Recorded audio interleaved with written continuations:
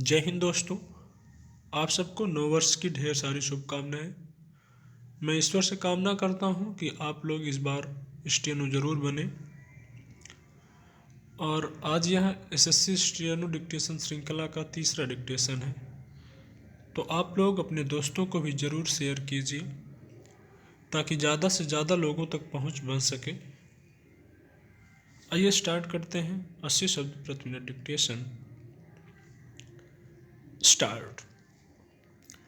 महोदय, मैं मंत्री जी को यहाँ पर हार्दिक धन्यवाद देता हूँ कि उन्होंने आज के राजनीतिक अंधकार में देश के सामने एक प्रकाश और आशा उपस्थित की है। कुछ वर्ष पहले जब यह भारत देश स्वतंत्र हुआ था तो उसके सामने दो मार्ग थे, एक प्रजातंत्र का और एक तानाशाही का। देश की जनता ने इस देश की भावनाओं का आदर करते हुए इस देश में प्रजातंत्र को अपनाया और उसी दिन से तानाशाही का विरोध किया। परंतु दुर्भाग्य का दिन वह था जबकि इस देश में प्रजातंत्र को समाप्त करने के लिए राजनीति में भ्रष्टाचार आरंभ हुआ था। इस देश में प्रत्येक क्षेत्र में भ्रष्टाचार है, जहां जाओ वहां भ्रष्टाचार। परंतु यह भ्रष्टाचार जिस दिन राजनीति में आया वह दिन देश का दुर्भाग्यपूर्ण दिन था। मुझे सबसे अधिक दुख तो इस बात का है कि पूज्य महात्मा गांधी, जिन्होंने इस देश की आधारशिला सत्य और अहिंसा पर रखी, आज उसी देश में उन्हीं के समर्थकों ने उनकी सत्य और अहिंसा की भावना को मिटा दिया। सबसे पहली बात यह है कि इस समय दल बदल को समाप्त किया जाए। यह क्यों होता है? जहां तक मैं समझ सका हूं, इसका कारण या तो रुपयों का लोभ या मंत्री पद का लोभ है। मंत्री पद का लोभ बहुत बड़ा होता है। लोगों ने बाजारों में गाय, बकरी आदि बिकते देखा, लेकिन बाद में लोगों ने राजनीति के बाजार में विधानसभा के सदस्यों या संसद सदस्यों को बिकते हुए देखा है। आज प्रजातंत्र संकट में आ गया है। अगर इस समय हमने सावधानी से कार्य न किया तो प्रजातंत्र से जनता का विश्वास ही उठ जाएगा। तो आज इस बिल के पास करने के पीछे एक ही चीज है और वह है प्रजातंत्र को बनाए रखना।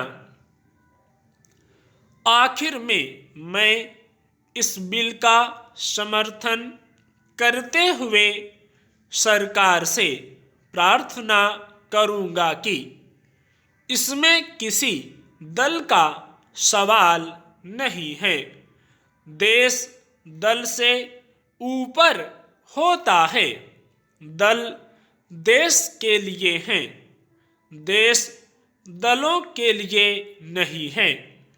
इसलिए सरकार को दल से ऊपर उठकर उस भावना से जिससे राजनीतिक क्षेत्र में भ्रष्टाचार समाप्त हो सके कदम उठाना है। इसके लिए पहला कदम यह होना चाहिए कि हम मंत्रिमंडल को सीमित करें ताकि दल बदल की संभावना ही न रहे। सदस्य जी ने सदन में जो प्रस्ताव रखा है, मैं उसमें थोड़ा सा और संशोधन करना चाहता हूँ। उन्होंने 12 भाषाओं की मांग की है, पर मैं मांग करता हूँ कि इस देश में एक दक्षिण की भाषा और एक उत्तर की भाषा हो।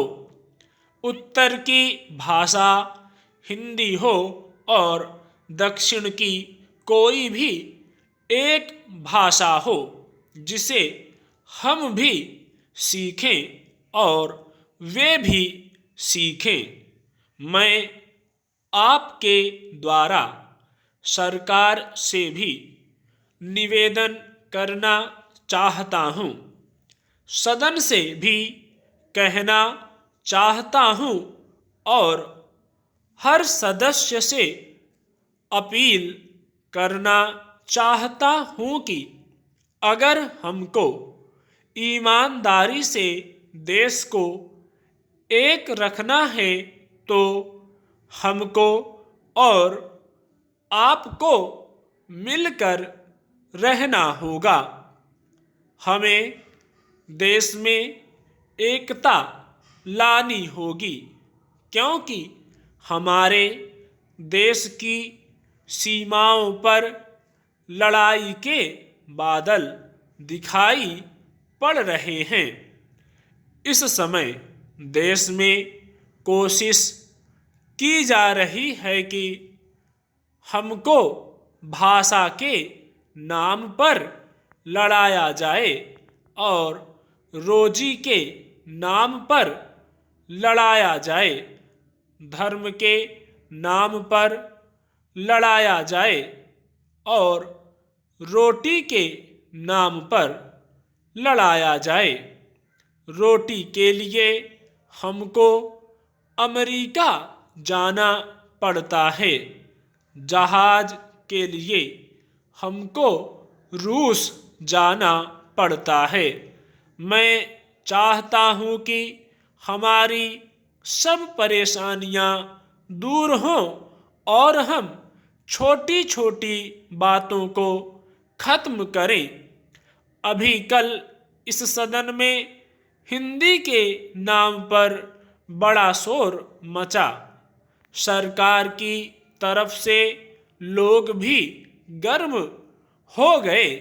तब मैंने कहा था कि अगर अंग्रेजी बोलनी हो तो सही अंग्रेजी बोलो और हिंदी बोलनी हो तो शुद्ध कहिए। देखा जाए तो महोदय 80% यहाँ गलत अंग्रेजी बोली जाती है। मैं आपके आशीर्वाद से 8 वर्ष तक अंग्रेजी का ही अध्यापक रहा हूँ। मैं देखता हूँ कि 90% लोग गलत अंग्रेजी बोलते हैं।